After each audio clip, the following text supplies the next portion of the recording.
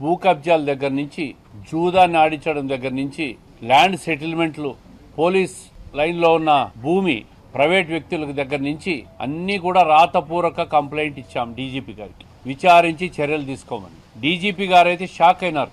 Police department భూములు మేము ఎక్కడా ఎవ్వరికీ లీజులకి ఇవ్వడం జరగదు. నేను ఆర్టీసీ ఎండీగా ఆర్టీసీ భూములు ఇచ్చి ఇవ్వడము లీజుల మీద జరుగుతుంది, కానీ పోలీస్ డిపార్ట్మెంట్ భూములు ఎక్కడా ఇయ్యము. ఆ ఆనవాయితీ లేదు, ఆ సిస్టమ్ లేదు, ప్రొసీజర్ లేదని చెప్పి డీజీపీ గారే స్పష్టంగా చెప్పారు. మరి ఆ రోజు ఆ భూమి తీసుకుపోయి ఆ ప్రైవేట్ వ్యక్తికి ఎట్టిచ్చారో, అక్కడ ఒక వాణిజ్య సదుపాయాలు ఎట్లా కడుతున్నారో మాకు అర్థం కావడం. జిల్లా పరిషత్తులో కూడా చూసాం, ఒక కార్పొరేటర్ హోటల్ కట్టేసుకుంటున్నాడు. మరి ఈ అధికారులకు ఎందుకు అంత భయం లేదో, చట్టపరంగా ఎవరు చర్యలు తీసుకోరని ధైర్యమో ఏమో కానీ ఎందుకో ఆ భూములన్నీ ఇస్తున్నారో.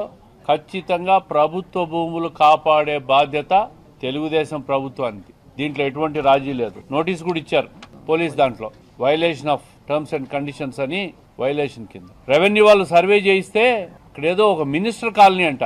ఎవరు మినిస్టర్ అయినారో ఏమో, అంటే ఏ పదవి వస్తే ఆ పేరు పెట్టుకొని లేఅవుట్లు వేసుకుంటారు వీళ్ళు. ఆ కాలనీలో ప్రభుత్వ భూమిని ఐడెంటిఫై చేసిన రెవెన్యూ వాళ్ళు. ఒక్కసారి మీడియా వాళ్ళు కూడా పోయి చూడండి, బోర్డులు పెట్టారు.